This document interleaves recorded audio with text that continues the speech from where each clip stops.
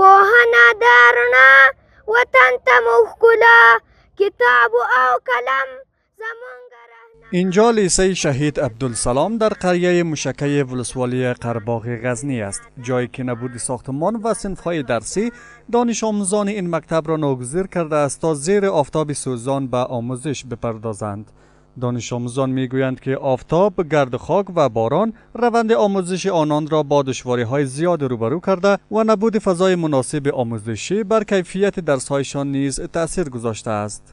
زموږ مکتب چې ده له ډېرو ستونزو او مشکلاتو سره مخ ده، چې هغه یوه مشکله ده د احاطه چې موږ مکتب نه لري، نو په دې کې هر هلک په تفره کې بعضې وخت چې څارندویان ډېره هڅه ونه کړي هر هلک له مکتب څخه تښتي. دویمه ستونزه دا ده چې موږ له اوله صنفه تر اوومه صنفه پورې د شنه اسمان لاندې سوځونکي لمر ته ناست یو. او درېیمه ستونزه دا ده چې موږ د تعمیر او د ودانیو تعمیر نه لرو، ودانۍ نه لرو، او موږ دغه سره لمر او شنه اسمان لاندې ناست یو. اول چې ټولګي زده کوونکی یم، موږ ته باید موږ دلته لمر لاندې ناست یو، دلته سړک هم نږدې ده، موږ ته باید یو صنف جوړ شي. موږ احاطه نه لرو، د شاګردانو نظر ټول د موټرو خواته د بیروبار خواته وي. دلته شفاخانه موجوده ده، د شفاخانې خلک د مکتب په منځو کې په موټرسایکل او په بایسکل او په موټرو راته تیریږي، هغه موږ نشو کولی چې د هغو له لاسه زده کړې وکړو.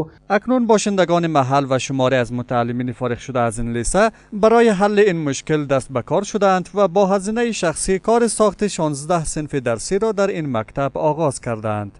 آنان میگویند که هزینه ساخت این صنف‌ها حدود 2.5 میلیون افغانی برآورد شده و با تکمیل شدن این صنف‌ها دانش آموزان می‌توانند در فضای مناسب و آرام به آموزش خود ادامه دهند. باشندگان محل در کنار ساخت صنف‌های درسی خواهان همکاری حکومت، مؤسسات کمک رسان و بازرگانان برای حل مشکلات دیگر این مکتب از جمله ساخت دیوار احاطه، فراهمسازی آب آشامیدنی و بهبود امکانات آموزشی نیز هستند.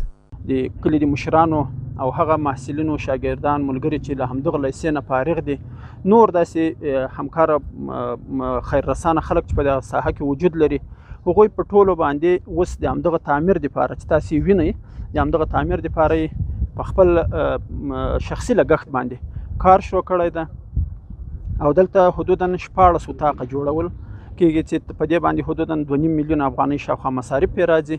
نو ولې متاسفانه دا چې د ټولنې اقتصاد ډېر ښه نه ده، دلته زراعتي امکانات هم کم دي، تجارتي امکانات هم کم دي.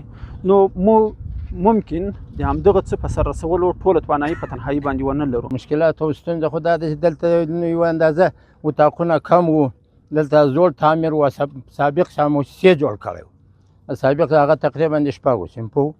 بیا څو وارې سابق حکومتو ته هم بعضې درخواستونه ورکړل سوي وو، خو هلته په زیاتې شی به نه سو پیدا، په اصطلاح تعمیر یو امکانات به نه سو پیدا.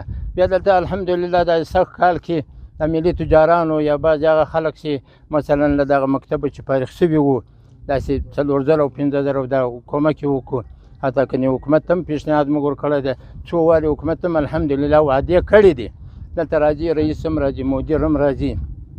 دغه نوی تعمیر چې جوړیږي د ولسي وګړو په مالي ملاتړ باندې ټول 14 اتاقه لري. که څنګه چې ما درته وویل چې موږ 19 اتاقو ته معیاري اتاقو ته ضرورت لرو، دا 14 دي، 3 اتاقونه خو نور هم درسي اتاقونه کمبود لرو، او یوه اداره کمبود لرو، او یو د لابراتوار لپاره غټ اتاق کمبود لرو چې مواد یې موږ هلته د جیل له نیستي څخه په یو کوچني اتاق کې تخته کړي دي، هغه هم ټول تر وخت تېر سوي دي. نو دغه غټ مشکل لرو. در همین حال ریاست معارف غزنی میگوید که حدود 200 مکتب در این ولایت ساختمان معیاری ندارند. مسئولان می‌افزایند که برای حل این مشکل با وزارت معارف و مؤسسات همکار در هماهنگی هستند تا زمینه ساخت و بازسازی ساختمان‌های این مکاتب فراهم شود. د غزنی ولایت د پوهنې ریاست مربوط البته 615 شاوخوا مکاتب دي په مجموع کې لیسې او متوسطې او ابتدایي.